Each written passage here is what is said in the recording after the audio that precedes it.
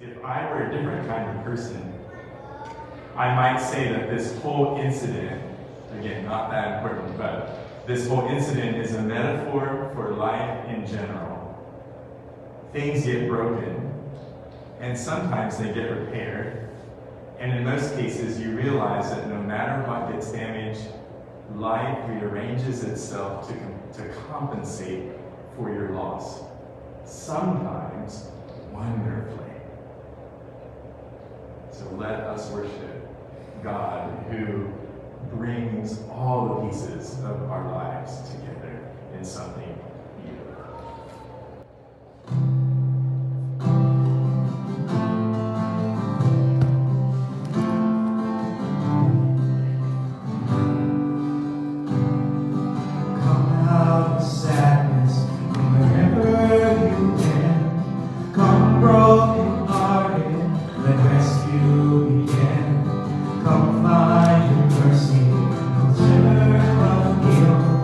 Earth has no sun.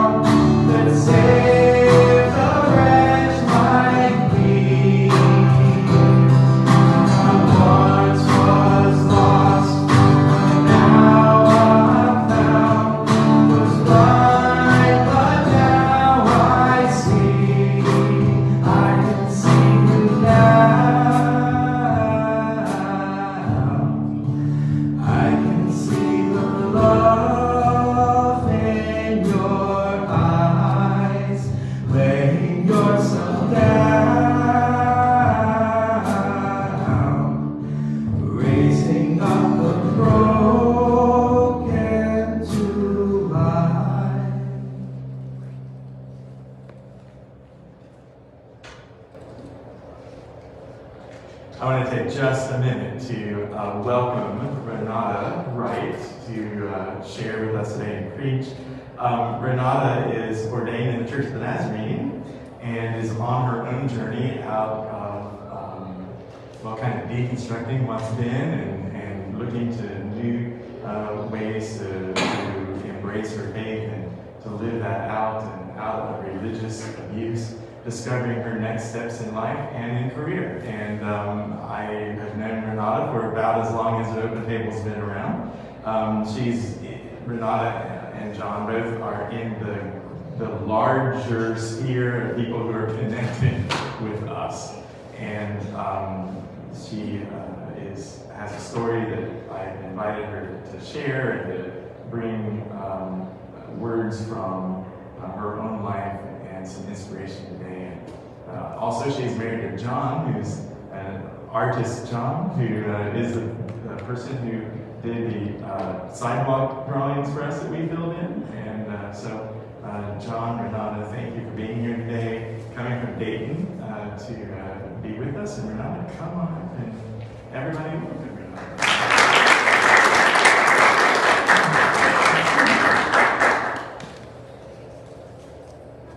Excuse me while I get my cheat sheet up. Sure. This is what years of church trauma has done to me. I get very anxious when I get up here to speak, and I need my little cheat sheet because sometimes my mind goes completely blank, so please forgive me for this. I see some thumbs up there, so people totally understand where I'm coming from. So, as Dale said, my name is Renata Wright. I identify, this is new for me, okay? Getting up here in front of everybody and telling this story. I have not told some of these details to a large group of people. I've told some of these details to certain individuals in my life that I feel can be trusted, so this is new for me. And so I pray that what I'm about to say, that this is a safe place for me to say what I have to say, to tell the truth of my story, and see you guys nod your head, that makes me feel good. And just also share some redemption that I'm finding through my own story as well. I see some heads nodding to that as well. There is some redemption through the garbage that we go through, even though we may not see it at the time that we're going through it. And so I want to share not just my short story, but some hope. So I personally, and this is a new journey for me, I recently discovered this term after 40 years of wondering what in the actual crap is wrong with me, feeling like something's wrong with me. Non-binary. I identify as non-binary. Learning that term has been freeing for me in my journey. I'm sure you all can understand that, you know, as you've gone through your own journeys, or people that you love have gone through their journeys of identifying who they are as a person and coming out to you, or you coming out to people that you love. You know how that feels. It's freeing on one hand to say, this is who I am. There's not something wrong with me. Everybody's made me feel like there's something wrong with me, but there's not. And so when I discovered that term a couple of years ago, I'm like, this just releases me. That I feel like there is not something wrong with me, even though everybody in my life has made me feel like there is. So I identify as non-binary. As Dale said, I'm ordained in the Church of the Nazarene. They're pretty conservative, and that's been a very hard road for me as an ordained minister. I've been in ministry for 20 years and have never made it past being on unpaid staff at churches, not just because I'm female, but because people have sensed that there's something different about me and have very much marginalized me for that. I just resigned from the church I've been on staff at for the last 5 years. Dale's clapping because he knows what that was. It's been a long time coming, and a lot of toxicity and a lot of church trauma and abuse there and in my past 20 years of ministry. Just trying to figure out what's next for me. You know, why am I resigning from that church, and also thinking about leaving the denomination as a whole? Well, one of the biggest issues is the treatment of LGBTQ people. I cannot be a part of a denomination that has harmed me deeply because of who I am, and has harmed people that I deeply care about so much, and caused them so much hurt and so much trauma to the point where they don't even know that they believe in God anymore because of how people have treated them. I just can't do that anymore. I cannot. And so that's where I am. As I've come out of this, I just resigned in July, so this journey of being not affiliated with anybody, this is new for me, and it's kind of scary. It really is. I don't know where I'm going to end up or where I'm going to land, but one of the things, as I've looked at my story with my counselor and people who care deeply about me, like Dale, and very close friends, one of the themes that keeps coming up is trauma. And specifically religious trauma and abuse. And I think that's a real thing, and I started kind of looking into that and seeing, okay, in therapeutic circles, you know, not just pastoral counseling, but like counseling in general, Bible, social work. Is this something that anybody is really looking into? Because I know so many church people who have been traumatized by the church who need trained people to come alongside and help them to work through that and what's next for them, and to see hope and healing on the other side of everything that they've endured at the hands of toxic church systems.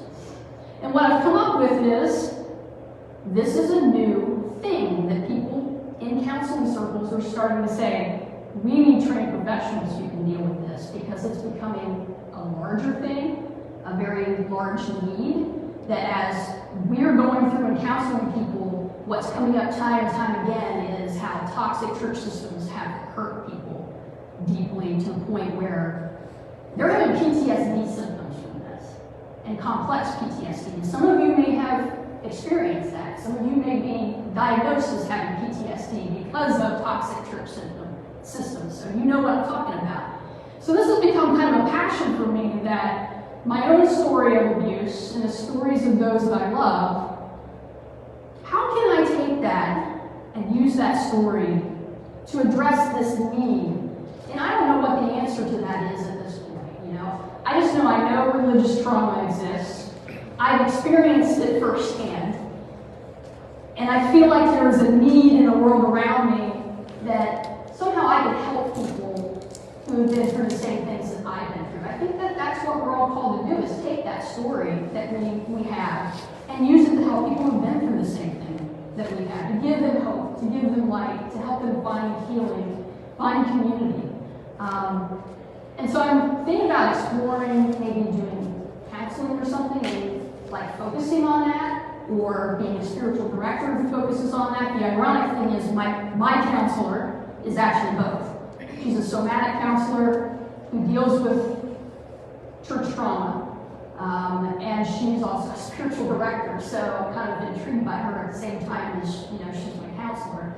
But I also am very much still feel called to be a pastor at the same time. So I don't know how this is all going to shake out. I just know that God wants to use my story that I'm about to tell here to bring some healing. And so I'm going to tell my story of religious trauma. It may be triggering for some of you. I'm going to warn you ahead of time. Some of you may have been through similar things that I've been through. But I also want to take that story and share with you some of the hope, the light that I'm seeing at the end of that tunnel, that there is a redemptive phase of those stories that we have. So, like I said, one of the largest sources of abuse, and it's not the single source, but one of the largest sources of abuse that I've endured in the church, is how I present myself. What I look like, how I act, how I speak, the things that I'm into. I've not presented to people as the typical female, whatever that looks like, but anyway. Sarcasm is also my spiritual gift, so feel free to laugh at those type of quips, because they're going to be all throughout this thing. But seriously, yeah, whatever that looks like. I mean, the societal whatever, I don't know. I remember being as early as 5 or 6 years old. And I was going to a Christian school at the time. Very fundamentalist, very rules-driven, very conservative. We had chapel services every Friday, and they had a dress code. And all the girls had to wear dresses. And all the boys had to wear their whatever. And that actually traumatized me, because I hated dresses. I didn't want to wear those girly things, you know. I wanted to wear pants. I wanted to wear my t-shirts. I wanted to wear my jeans. I didn't want to wear those things. I hated those things. And it seems like a small, stupid thing to be traumatizing. But when you're being forced to be something that you're not, and some of you know what I'm talking about, it is traumatizing. It is painful. And to have that happen every single week of your life, from first grade to when I left that place in 10th grade, yeah, that long. And never see that I can look nice, and I can look neat, and I can look clean and respectful, and I don't have to wear something that I don't feel comfortable wearing. That went on for years, not to mention all the rules and the regulations and things, how legalistic that they they were and what damage that did to me on that level as well. Again, 5 or 6 years old, I did not want long hair. I wanted my hair all cut off like a boy's, and my mom was like, I'm not going to cut your hair off. Well, my maternal grandparents, bless their hearts, I was so close to them growing up. And they always affirmed the things that I liked. They always affirmed who I was. They were a blessing. They were a real blessing, because not many of us have family members who will do that, but they were a blessing for me. My grandma was like, oh, you want your hair cut off? I'll cut it off. You know, my mom was so ticked off, man. She was mad. She's like, oh, that looks terrible, you know, but that's how I wanted it, 5 or 6 years old. I was growing up. Again, I wasn't into what the typical females, especially in the religious circles that I was running in, because church and school. Going to a conservative Christian school, going to church, because my dad was a pastor, that was the circles that I ran in. And there's this idea of what femininity in the church looks like. I didn't fit that. It wasn't just the dresses, it wasn't just the short hair. I love sports. Some of you may have seen me carrying my Buckeyes cup in. I watch Buckeyes games every single week with my grandfather. That's why I'm so obsessed with the Buckeyes. I love football. I'm a football freak, okay? We watched Reds games. I played football and baseball in the backyard with my grandfather. I played football and baseball at recess with the kids at school for a while, the boys at school, until it got really weird and uncomfortable, and I'll talk about that later. I was into sports. I taught my grandpa into teaching me to shoot and go hunting with him. And I loved hunting for years. I was obsessed with the military, mostly I think because I heard this story growing up that my grandfather's brother was killed in Belgium in World War II. My grandma's uncle was killed in Korea during the Korean conflict. And so I got really into military history and stuff.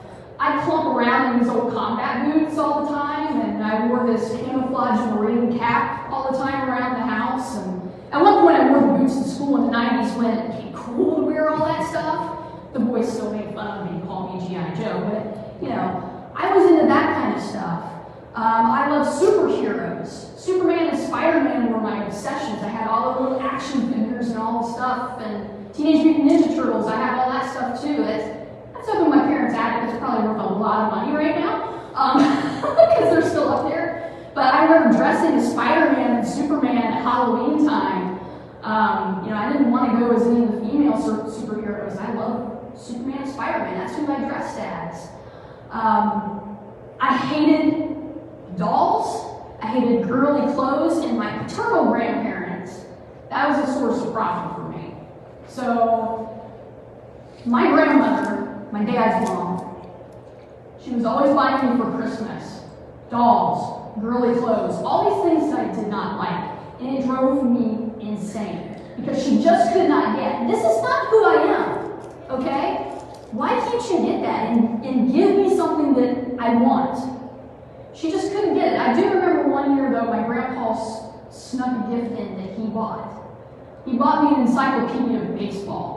And I remember sitting there and just looking at this thing for hours. I was so excited with that gift because finally my paternal grandparents actually got me something I wanted. That was my growing up.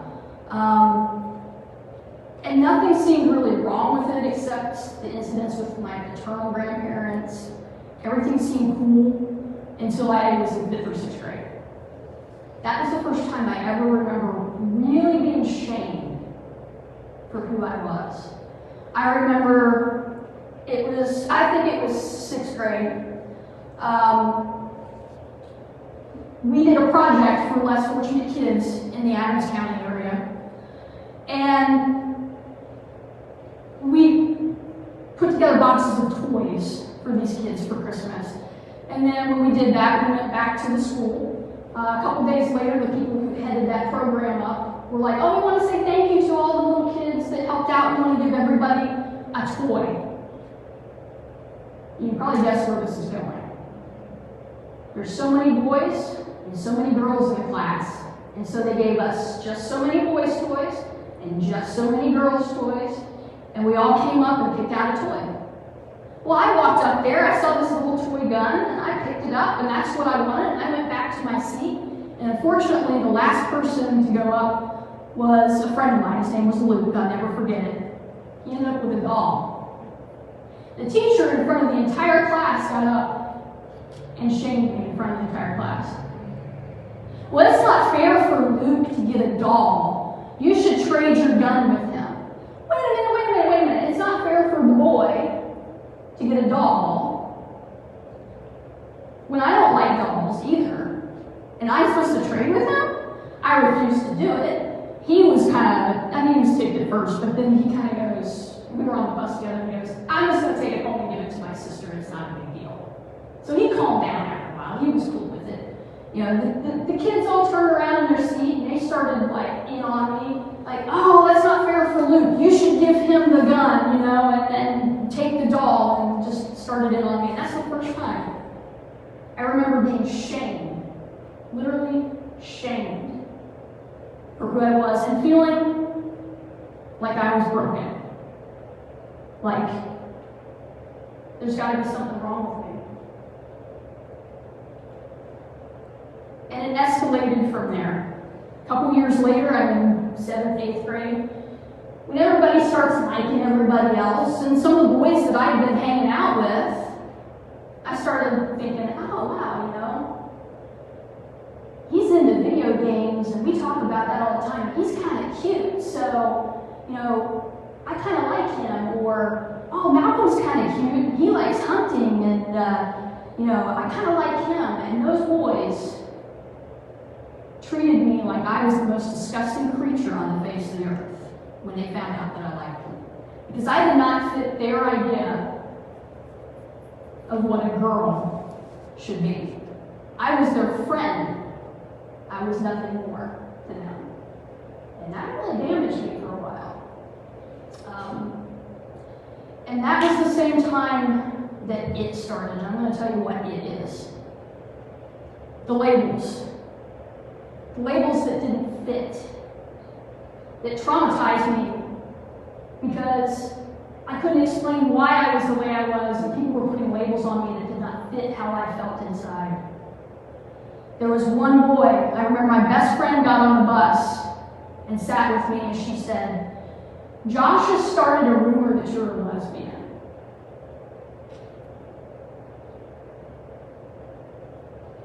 It's one thing to be labeled something that you are and feel the shame, especially being in a religious circle. Some of you know how that feels. It's another thing to be labeled something that you are not and be in a religious circle that then excludes you even further because they have an idea. It was because of stereotypes. Because I looked a certain way, well, then I must be this way, right? Because there are no effeminate lesbians, right? Again, my sarcasm is kicking in. But you understand where I'm coming from, right? That you have to fit a certain stereotype to be this way. Or if you're this way, then you must be this. Slapping labels on people. Telling their story instead of letting them tell their story and telling you who they are. Which is not right. It's not right. Nobody gets to tell our story for us and label us something. We tell our stories. We own our stories, not them. But somebody else was telling my story. And it started in 7th or 8th grade. And that kept haunting me. To the day I met my husband, and then all of a sudden that disappeared. Ironically. Because, again, my sarcasm is going to kick in. Because, you get married, that means you're not gay, right? Dale could probably tell you something about that, right? How stupid that is.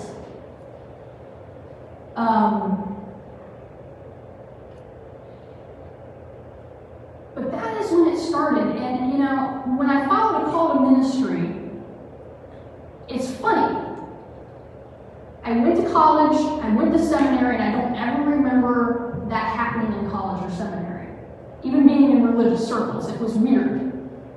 But as soon as I graduated and I was still single, and I'm still me,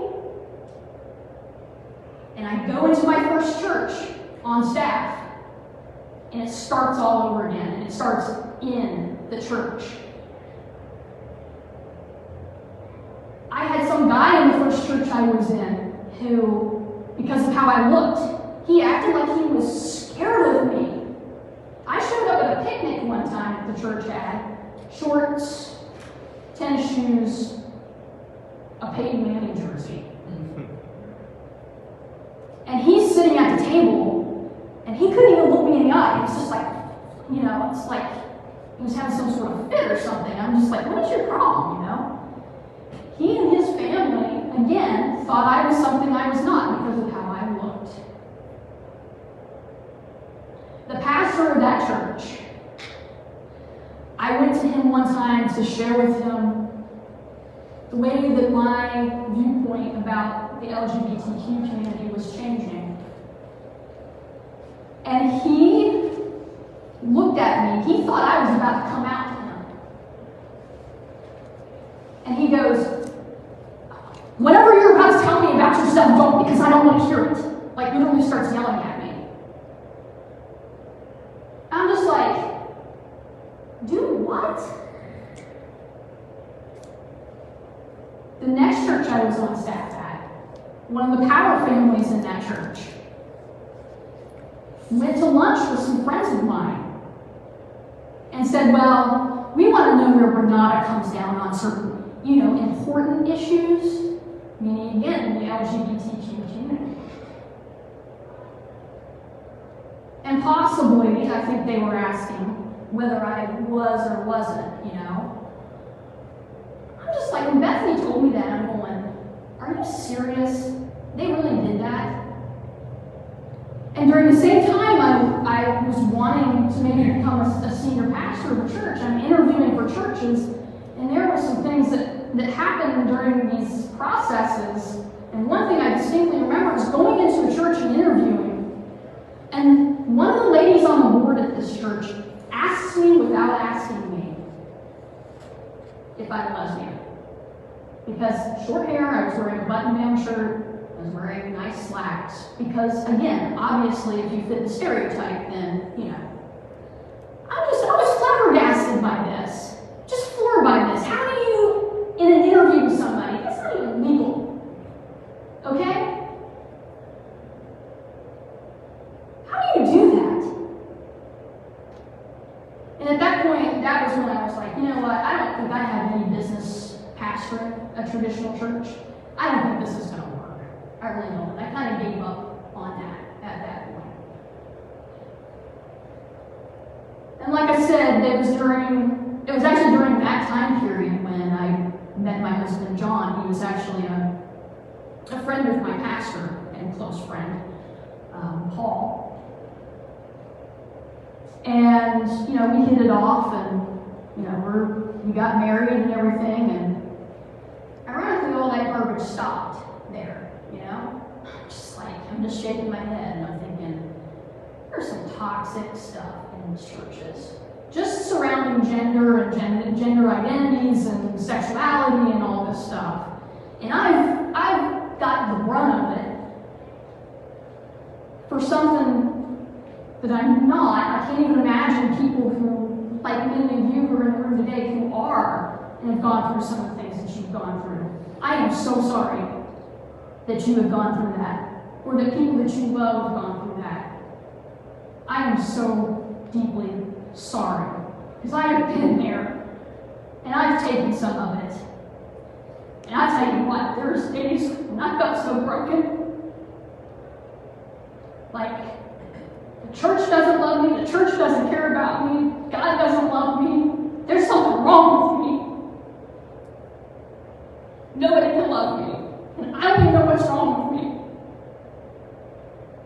And if I felt that way, I know you all have. And I'm sorry. You are loved. There is nothing broken about you. God loves you. And I'm sorry. I'm sorry anybody makes you feel like he doesn't.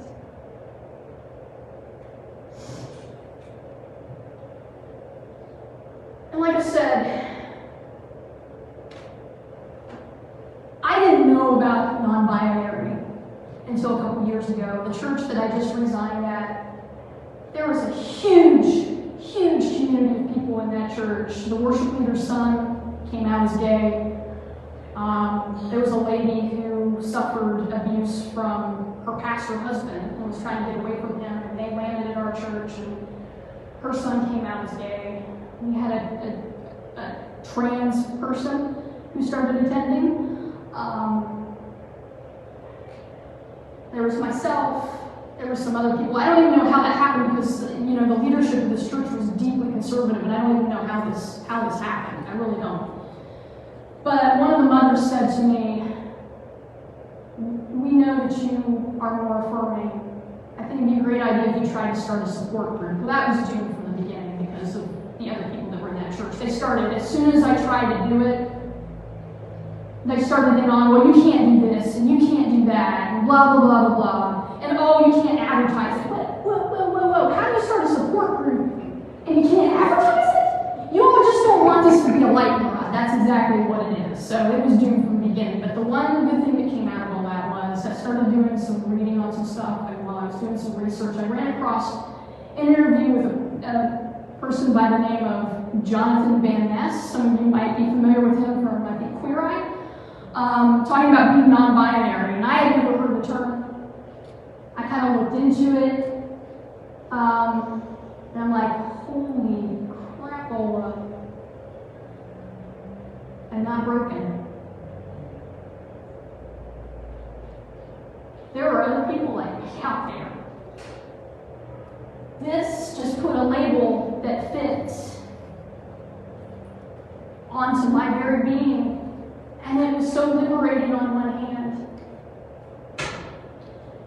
because I finally realized this is what's going on. This is real. That's not just me. But on the other hand, it really pissed me off,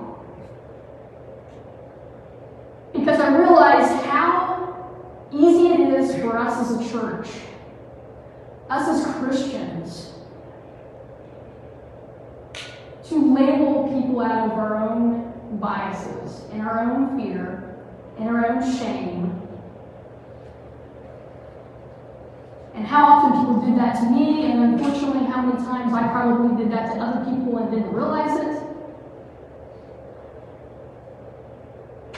And it angered me. Because like I said, nobody gets to label you. You get to tell your story. Nobody else gets to tell that.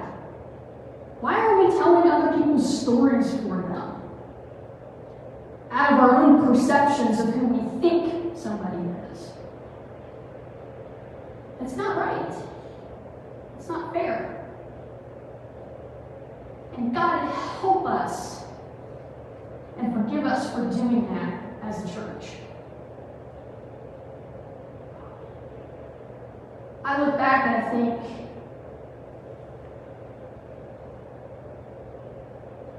trying to tell other people who they are, who they should be, how they should live, to be right with God or whatever. Honestly, I look back and I go, that's some of the trauma too, because that seems what these toxic church systems are all about. You have to follow these certain rules. You have to fit within this certain box to fit in with us, to be right with God. If you don't do this, then you're going to burn in hell. Fear. That was my relationship with God for years because of that toxicity. Not love, fear. Because in my household, again, pastor dad, go to church, that's my life. Go to a Christian school, everything revolves around faith. And all I hear is sin, death, hell, rapture, end times, holiness, sanctification, salvation. We've got to get it right. Because when he comes back, or if you just suddenly die, you don't want to burn in hell, do you? Fear. A relationship based on fear. And that was my experience for many, many years of my life. And that right there is traumatizing as well. And we can't minimize that, you know. I had all that baggage, you know, and on top of that, you know, I hear again about being right with Jesus and being holy. And yet these Christians that I'm seeing are anything but holy in my opinion. And that sounds judgmental, and I'm sorry. But when you're treating people horribly to defend beliefs, what you think is the right way to believe, there's something wrong there. That seems less than holy and like Jesus to me. And I lived it for years with my pastor dad, who was mentally and emotionally abusive. On top of everything else I'm going through, I have a mentally and emotionally abusive dad. I think there's a form of narcissism there. We won't go into that. But the walking on eggshells. When he was home, he was workaholic.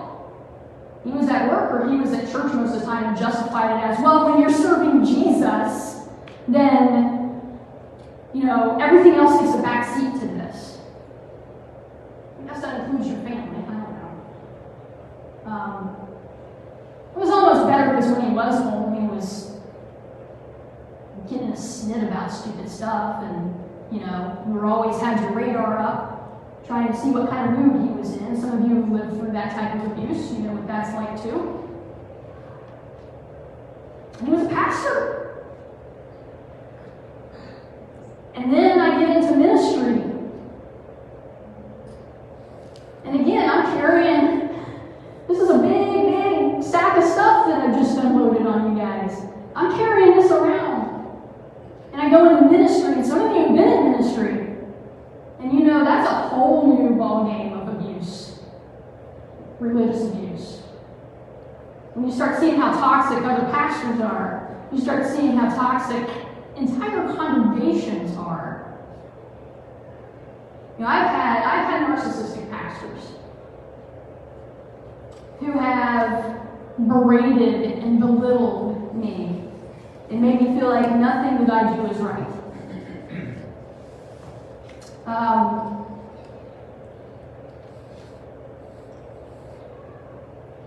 I've had pastors who are like, well, I want you to do this,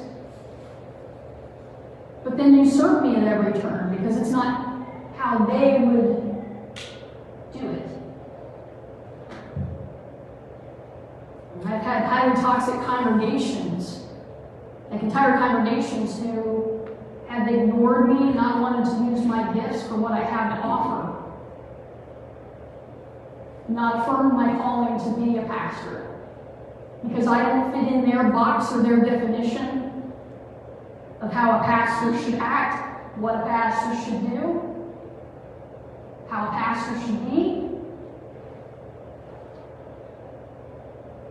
Some of that was the baggage that I was carrying around, and some of the ways I behaved when people abused me in those churches. Doesn't make my actions correct, but there's two sides to that story.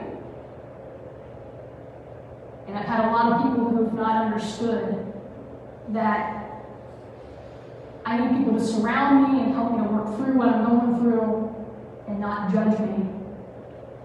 And instead, I felt like I've been marginalized. I feel like I've been ignored. I feel like I've been cast aside. I don't think I've ever been in a congregation, I'm going to be honest with you, that has loved me and cherished me and valued me for who I am and what I have to offer. Ever. Come to them and take it. I love you guys. I haven't. And it hurts. It hurts because I think maybe I missed it. Maybe God didn't call me. I know that's not true. I know it's not true. we've been through so much like that. It's just like, I just don't know if I want to do this anymore. I was telling Dale this. I was so nervous when I came in here. Because part of my baggage is, as a staff member, you are always in the shadow of the senior pastor. And people act like the only person that they want doing anything for them, the only person that they want doing anything up front here is that senior pastor. And I literally had some lady, while I was preaching, create an entire scene. Cross her arms, rolling her eyes. I swear, I don't think her eyes could have gotten any further up in her head. If they did, she could have seen the back of her own head. Huffing and puffing and grunting and groaning and during the entire sermon because I was not the senior pastor. That is what I've dealt with my entire 20 years of ministry. Just feeling like nobody values me. I don't fit their box. Nobody in the church values what I have to offer, so maybe I should just leave the church.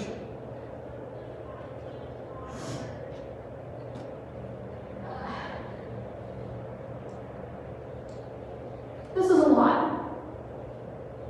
And some of you may have experienced some variation of the exact things that I'm telling you about. And like I said, I'm sorry. It sucks. And I say this to say I'm intimately acquainted with the religious trauma that I'm kind of looking into and reading about and thinking about trying to find a way of helping people who have suffered that. I have the crippling anxiety and the depression and, the anger issues and probably a lot of other mental and emotional issues to show for that. And I'm in counseling for it. But here's where I'm at with all this. As negative as all that sounds, I'm glad for you guys being a sounding board. This is the first time I've told any of this in public. But I've decided, my counselor and I have talked, and I've come to a point, she's so happy for me, she just is like, I'm so excited for you. I will not be silent any longer.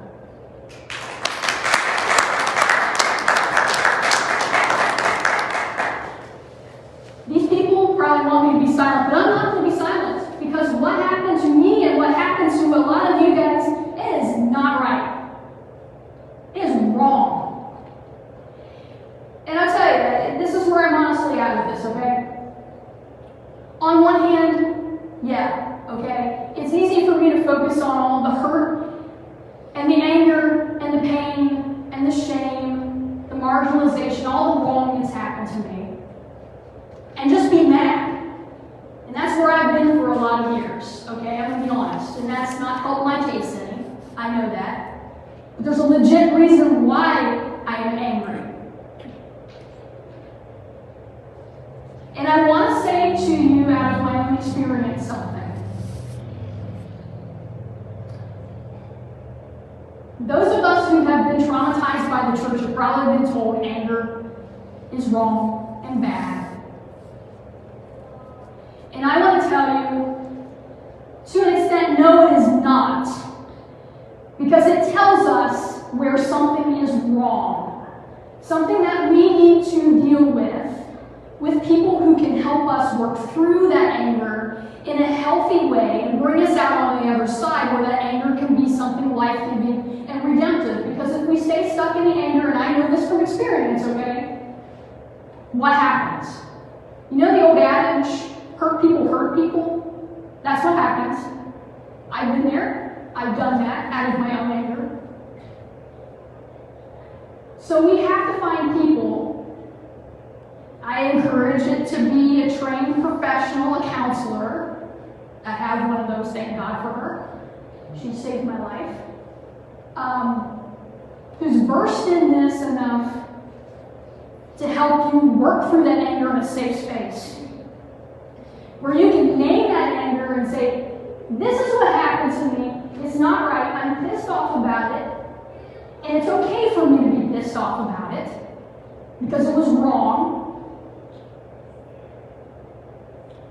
And allow that person to guide you and help you to get that anger out in a safe place. And you know what happens when you do that? Here's the ironic part. The anger, well, I'm going to talk to you from a superhero standpoint. This is one of my things. The anger becomes your superpower. Right? You want to know how?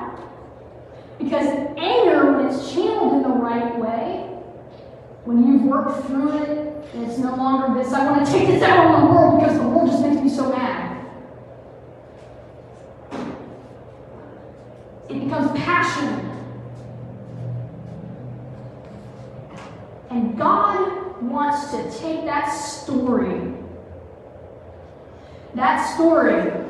all those things that others may have meant for harm, He wants to take it and use it to bring love and justice and mercy into this world, to make this world something different than what we all experience.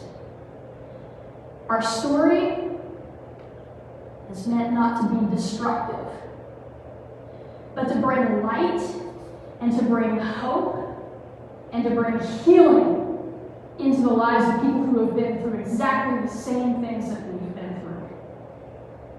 I truly believe that.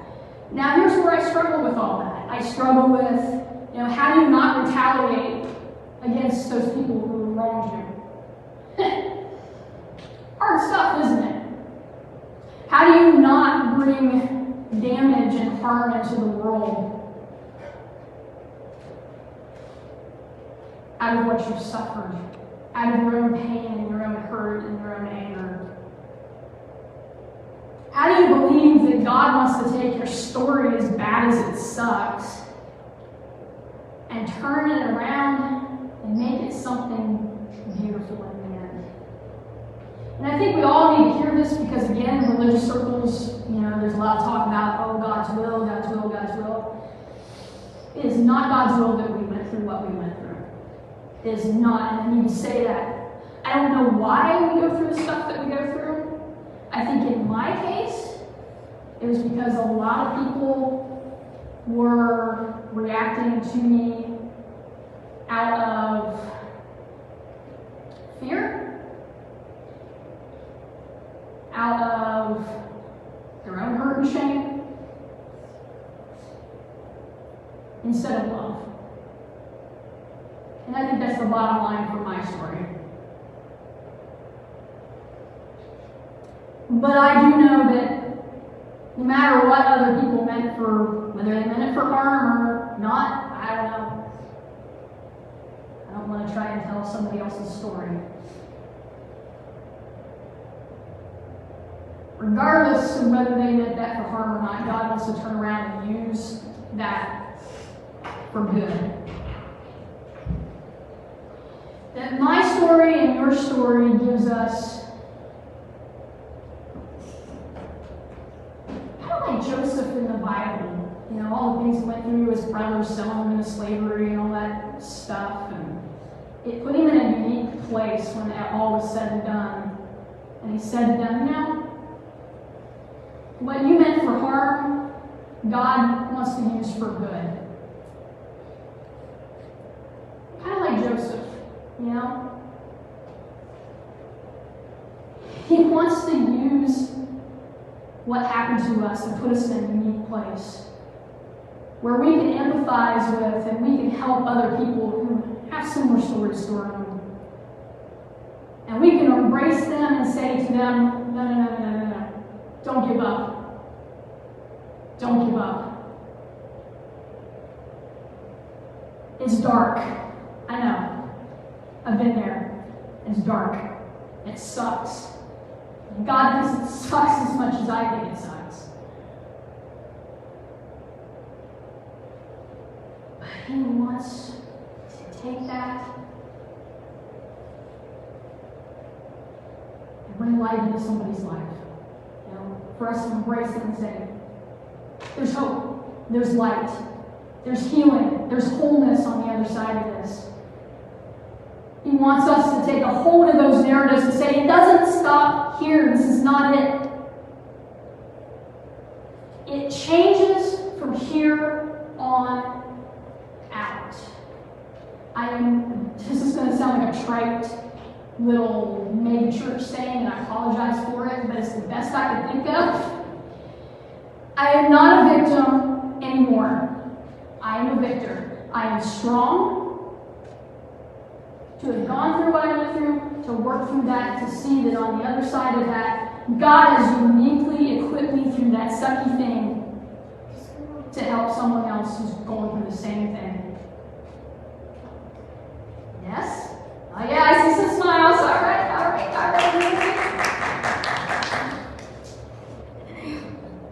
Yeah. So that's what I want you to do this morning. I want you to ask yourself, how is God calling you this morning to use your story to make a difference in the world around you? Like I said, that answer is going to be as unique as you and your story is. For every one of us, it's going to look different. I'm still trying to figure out mine, like I said. It can be any of those things I mentioned to you at the beginning. Somehow, I honestly think it's going to end up being all of the above. I don't know how. But I just know God wants to use me in what I've shared with you this morning. And He wants to use you the same way, in your own unique way. Because you're all special in your own unique way. So ask yourselves, how can my story help at least someone, one someone like me, along on your journey? Thank you so much this morning. You've been a great audience. We love you.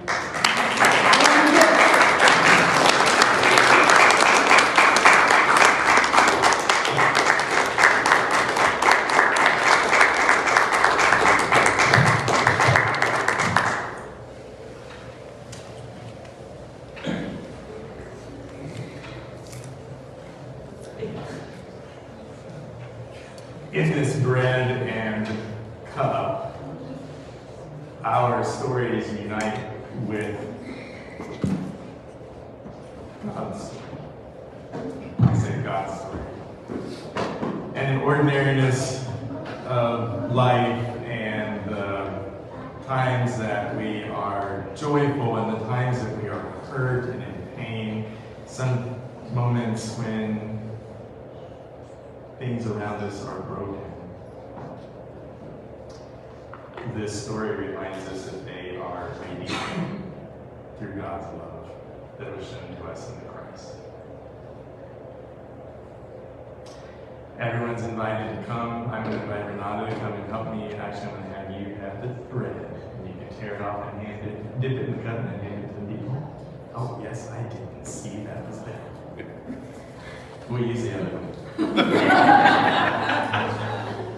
And I'm switching the cup and the bread. I was going to ask Renata to hold the cup, but when you come forward, I want you to give, I don't know, just express, be a vehicle of God's healing today.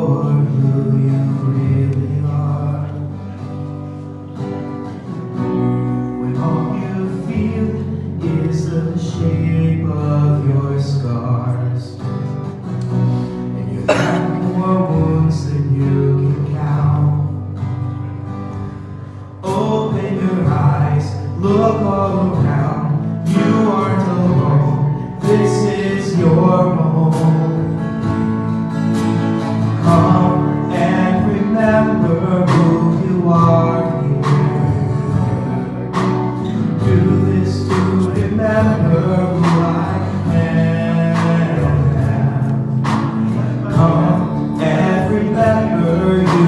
belong here. 'Cause all belong here.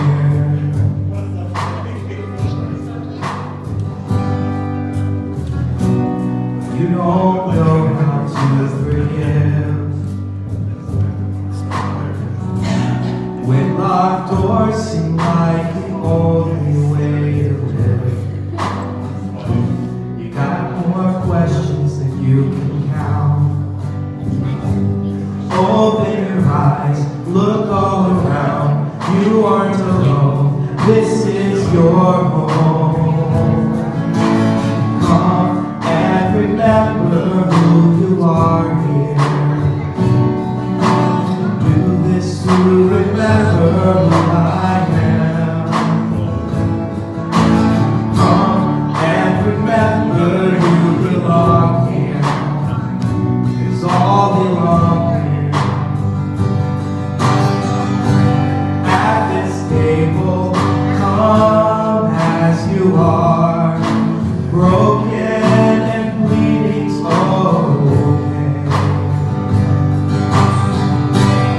At this table, eat and be filled. Come and drink in this grace.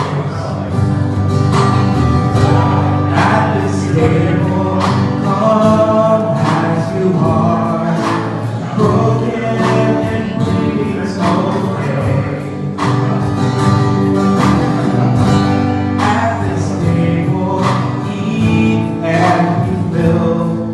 So come and drink in this grace. Come and remember who you are here. Do this to remember who I am. Come and remember you belong here. 'Cause all belong here. All belong here.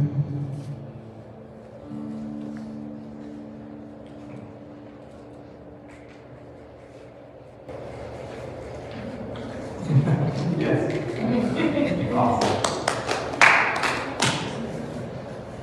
Awesome. In this time of prayer or meditation, I just want to guide us in some breathing today. We've done this before.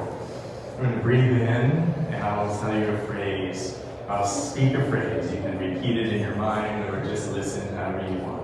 It'll be the same on breathing in and breathing out. Breathing in, I feel my breath. Breathing out, I feel my breath. Breathing in, I touch the earth. Breathing out, I touch the earth. Breathing in, I see the heavens. Breathing out, I see the heavens. Breathing in, I enter this moment. Breathing out, I enter this moment. Breathing in, I know it is fleeting. Breathing out, I know it is fleeting. Breathing in, I treasure this moment. And breathing out, I treasure this moment. Breathing in, I vow to love fully. Breathing out, I vow to love fully. Breathing in, I celebrate all creation. Breathing out, I celebrate all creation. A pause for a moment for us to call to our mind, therefore in our hearts, and offering them to God in this moment, our own needs or joys or things that are heavy on us, that you may speak within your heart.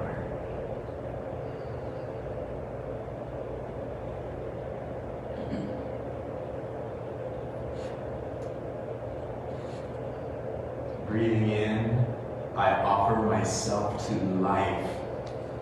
And breathing out, I offer myself to life. Breathing in, I I lift my heart in joy.